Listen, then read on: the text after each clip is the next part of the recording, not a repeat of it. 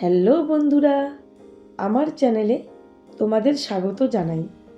আজকে আমি তোমাদেরকে বানিয়ে দেখাবো ইলিশ শুটকির তরকারি।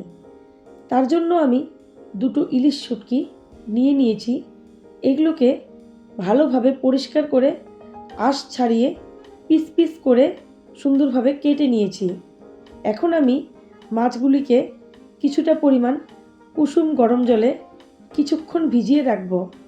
তারপর আমি ধুয়ে নেব।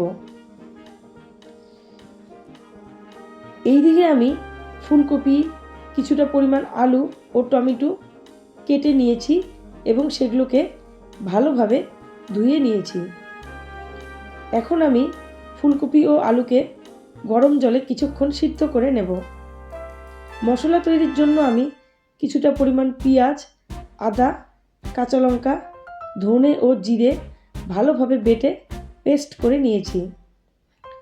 মাছগুলো ভাজার জন্য আমি কড়াইতে কিছুটা পরিমাণ তেল দিয়েছি এবং তেল গরম হলেই আগে থেকে নুন হলুদ মেখে রাখা ইলিশ শুটকিগুলোকে সেই তেলে আমি ভেজে নেব। তো একে একে আমি সমস্ত শুটকিগুলো তেলের মধ্যে দিয়ে দিয়েছি এবং এগুলোকে দুপিঠ উল্টে খুব সুন্দরভাবে ভেজে নিচ্ছি। দেখে মনেই হচ্ছে না যে আমি শুটকি মাছ রান্না করছি। ভাজা হয়ে গেলেই আমি মাছগুলোকে একটি থালাতে তুলে নেব।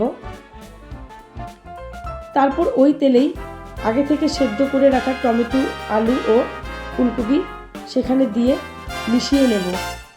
তারপর এখানে কিছুটা পরিমাণ লবণ ও সামান্য পরিমাণ হলুদ গুঁড়ো দিয়ে এবং বেটে রাখা মশলাগুলো দিয়ে সব উপকরণগুলি আমি ভালোভাবে মিশিয়ে নেব। এটাকে আমি কিছুক্ষণ কষিয়ে নেব।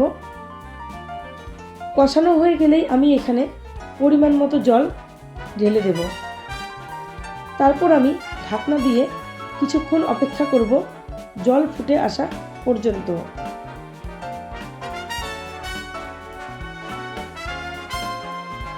জল ফুটে এলেই এখানে আমি আগে থেকে ভেজে রাখা ইলিশ শুটকিগুলো সব দিয়ে দেব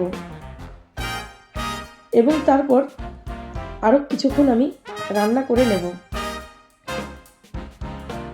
তারপর আমি এখানে সামান্য পরিমাণ ধনেপাতা কুচি যুক্ত করলাম এবং ধনেপাতা তরকারির সঙ্গে আমি মিশিয়ে নেব। তারপর আমি তরকারিটিকে একটি গামলায় নামিয়ে নেব। রেডি হয়ে গেল ইলিশ শুটকির তরকারি। যারা তোমরা শুটকি মাছ খেতে পছন্দ করো না, এই ইলিশ শুটকির তরকারি খেলে তোমরাও ভালোবাসবে। আমার চ্যানেলে নতুন হয়ে থাকলে প্লিজ তোমরা সাবস্ক্রাইব করে দিও। Bye bye.